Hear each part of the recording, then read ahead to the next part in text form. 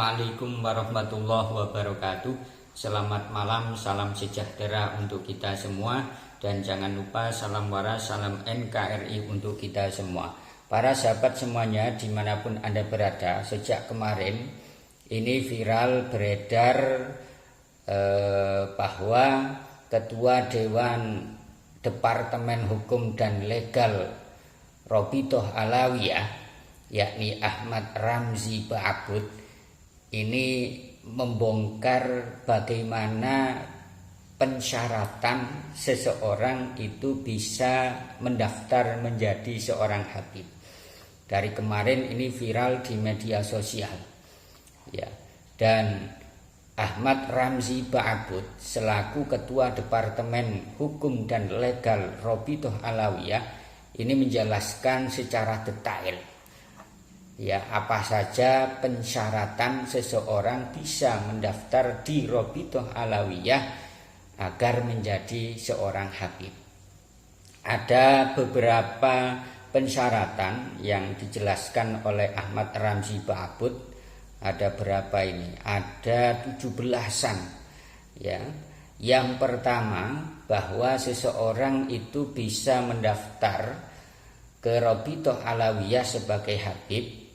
Ini pemohon mengajukan permohonan dengan mengisi biodata lengkap pada formulir permohonan pembuatan buku nasab dari Maktab Daimi Robitoh Alawiyah.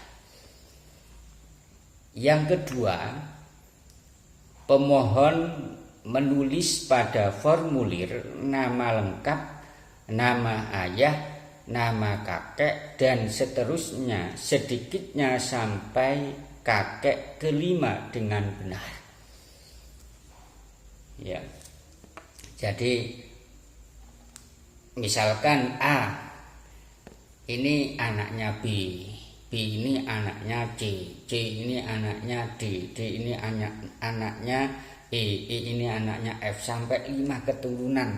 Ini bisa diajukan ke Robitoh Alawiyah. Ini cukup mudah, ya. Yang ketiga, pemohon menuliskan nama-nama saudaranya, nama saudara-saudara ayahnya, dan nama saudara-saudara kakeknya dengan lengkap dan benar. Sampai pensyaratan yang ketiga ini sepertinya rawan untuk mencangkokkan nasab biar bisa menjadi habib. Ya, rawan sekali. Ya, rawan. Makanya banyak, ya, para habaib ini yang semestinya silsilah nasabnya bukan ke jalur A misalkan, tapi dicangkokkan ke jalur A. Ya, bagaimana bisa nyambung gitu loh. Makanya silsilah nasab habaib ini sampai ke Ubaidillah ini kan dicangkokkan. Makanya ada penelitiannya, tesisnya Kiai Haji Imaduddin Usman, dikaji oleh Kiai Haji Imaduddin Usman Al-Bantani dengan perbandingan referensi kitab-kitab nasab terdahulu mulai abad ke 5, 6, 7, 8, ya. Itu dibandingkan dan akhirnya, ya, Ubaidillah itu nggak ada, fiktif, ya, fiktif. Karena Isa Al-Muhajir ini tidak memiliki anak yang namanya Ubaidillah. Itu, ya, rawan sekali untuk menyangkokkan. Yang keempat, bagi pemohon atau salah satu dari keluarga pemohon dari garis keturunan ayahnya yang telah memiliki buku nasab agar melampirkan fotokopi dari buku nasab tersebut. Yang kelima, melampirkan fotokopi KTP atau paspor, kartu keluarga atau KK, dan akte kelahiran masing-masing 1 lembar. Kemudian pensyaratan yang keenam, seseorang ini bisa daftar ke Rabithah Alawiyah, ya, daftar sebagai habib. Yang keenam, melampirkan pas foto terbaru ukuran 3x4 sebanyak 2 lembar. Yang ketujuh, pemohon menandatangani formulir permohonan pembuatan buku nasab. Yang kedelapan, formulir permohonan pembuatan buku nasab harus ditandatangani oleh 2 orang saksi yang benar-benar mengetahui keabsahan nasab dari pemohon dan dapat dipertanggungjawabkan kesaksiannya. Nah, ini juga rawan atau rentan untuk menyewa 2 orang saksi, ya, yang asalnya bukan silsilahnya dari orang ini, tapi membeli 2 orang saksi mengakui bahwa itu anak ini potensi besar semacam itu, ya. Yang kesembilan, pemohon dan 2 orang saksi harus menuliskan nomor telepon yang dapat dihubungi. Yang kedua, bagi pemohon yang berdomisili di luar DKI Jakarta, maka formulir permohonan pembuatan buku nasab harus distempel dan disertai dengan surat rekomendasi dari Rabithah Alawiyah cabang setempat. Yang ke-11, apabila ada data keluarga yang berhubungan dengan nasab pemohon, maka agar dilampirkan fotokopi dari data tersebut. Yang ke-12, membayar biaya administrasi sebesar Rp50.000 bagi yang berdomisili di Indonesia. Ya, kemudian $30 Singapura bagi yang berdomisili di Singapura. Kemudian $50 Malaysia bagi yang berdomisili di Malaysia. Kemudian $50 Amerika bagi yang berdomisili di Timur Tengah atau negara Teluk, ya, meliputi Saudi Arabia, Qatar, Emirat Arab, Kuwait, Oman dan lain-lain. Kemudian membayar sebesar $25 Amerika bagi yang berdomisili di Yaman dan Afrika. Pembayaran tersebut di atas dapat dilakukan via pos wesel atau transfer ke rekening Rabithah Alawiyah.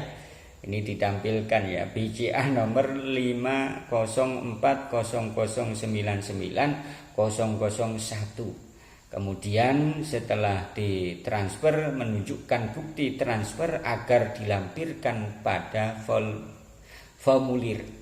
Kemudian biaya di atas belum termasuk ongkos kirim. Ini kayak seperti barang saja, ya.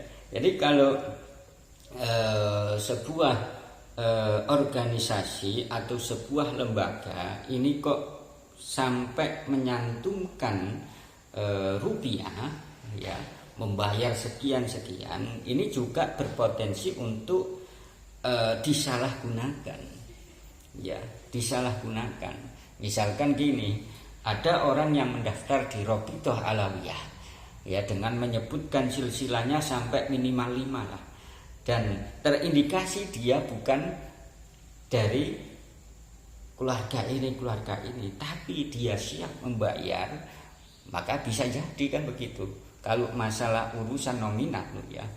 Jadi kalau sebuah organisasi, sebuah lembaga yang mencantumkan nominal minimal, ini rentan sekali untuk diperjualbelikan. Makanya tak heran kemarin itu beredar video bahwa ada seseorang yang bisa menjadi habib ini membayar sampai 300 juta rupiah. Dan saya bilang bahwa organisasi atau lembaga yang ada mencantumkan nominalnya, maka ini rentan untuk diperjualbelikan. Yang ke-13, memberikan sumbangan sukarela untuk Maktab Daimi Rabithah Alawiyah. Kemudian yang ke-14, setelah semua persyaratan tersebut terpenuhi oleh pemohon, maka formulir permohonan baru akan diproses untuk dibuatkan buku nasabnya. Proses penelitian nasab, penerbitan, dan waktu penyerahan akan ditentukan kemudian oleh Maktab Daimi Rabithah Alawiyah. Sehubungan harus dilakukan pengkajian terlebih dahulu demi menghindari kemungkinan adanya kesalahan. Jadi ini perlu diperjelas lagi ya, diperdalami lagi. Penelitian nasab yang dilakukan oleh Rabithah Alawiyah ini semacam apa? Ya, semacam apa? Apakah sekedar diteliti sampai 5 generasi? Ya, ini sangat mudah untuk pemalsuan sekali lagi. Ya, pemalsuan. Kemudian yang ke-15, apabila pemohon tidak dapat datang sendiri untuk mengambil buku nasabnya, maka dapat diwakili oleh 2 orang saksi yang dikenal oleh petugas Maktab Daimi. Yang ke-16, bagi pemohon yang berdomisili di luar DKI Jakarta dan luar negeri, maka pengiriman buku nasab akan dilakukan via pos. Enak banget ini, pesen bisa ini. Yang ke-17, apabila pemohon ingin membuat poster atau sajarah nasab, dikenakan biaya tambahan sebesar biaya administrasi buku nasab di atas. Ya, kalau melihat dari pensyaratan, ya, seseorang bisa mendaftar sebagai Habib di Rabithah Alawiyah, ini sangat rentan sekali untuk diperjualbelikan dan rentan sekali dipalsukan, ya. Dan terakhir saya mengatakan bahwa tidak ada jalan lain untuk para habaib, ya, yang mengaku sebagai keturunan Nabi kecuali tes DNA. Itu saja yang bisa saya sampaikan. Assalamualaikum warahmatullahi wabarakatuh.